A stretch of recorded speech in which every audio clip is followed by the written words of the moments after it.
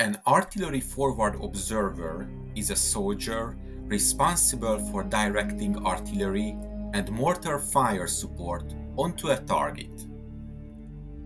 During World War II, it became the practice for close support battery commanders to become part of the tank regiment or infantry battalion headquarters they were supporting. They also started using quick fire plans, usually limited to their own regiment, to support fast-moving limited battalion actions. From mid-World War II, some artillery observers were authorized to order fire to all batteries of their regiment.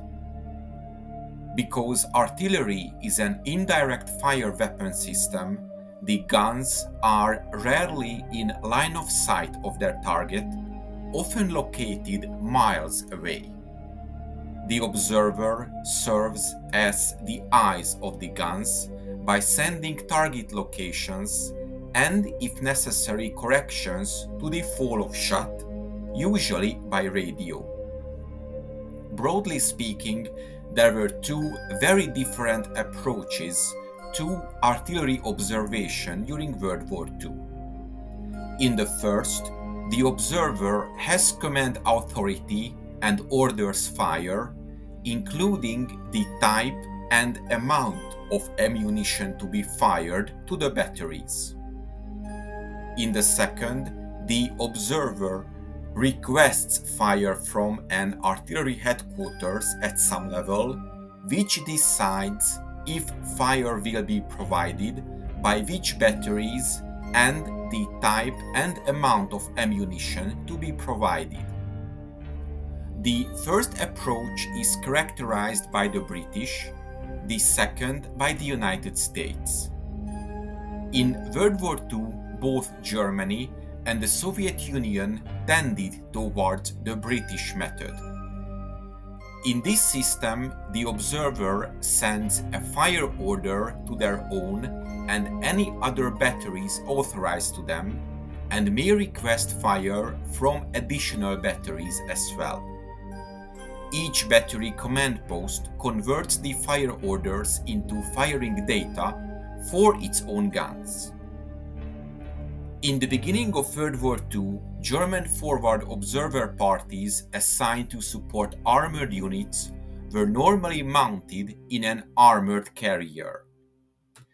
Die Sonderkraftfahrzeug 253 Leichter gepanzerter Beobachtungskraftwagen, or lightly armored observation vehicle, was a German half-track that was used by artillery forward observers to accompany tank and mechanized infantry units.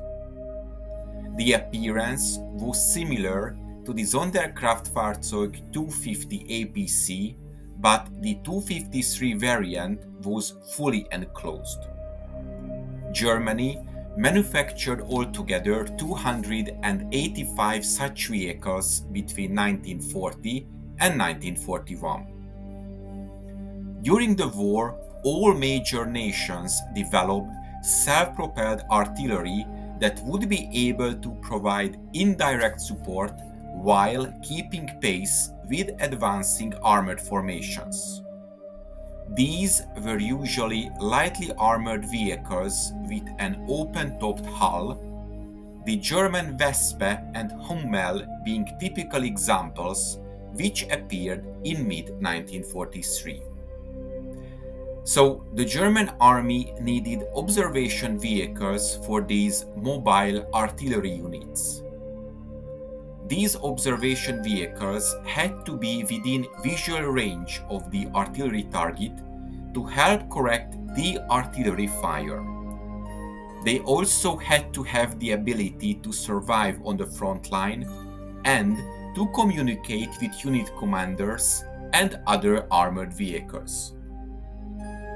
Using an existing tank for this purpose was the best solution, as it had a good off-road properties, strong armor, and carried a radio set. The solution was to rebuild some of the already outdated Panzer III medium tanks and use them as forward observer vehicles. This new vehicle was called Panzerbeobachtungswagen, or Observation Tank 3. The turret held the primary visual distinctions between the Panzer III and the Observation Tank 3. A dummy cannon was mounted on the right side of the mantlet. It was an aluminium tube that was painted to resemble the 50mm gun. The turret's roof was also modified. Oriented towards the front of the turret, the TBF-2 periscope, or the Turmbeobachtungsfernrohr 2, or turret observation periscope, was positioned on the right side. A second retractable periscope and a rangefinder was also installed in the turret. The hull had not changed much.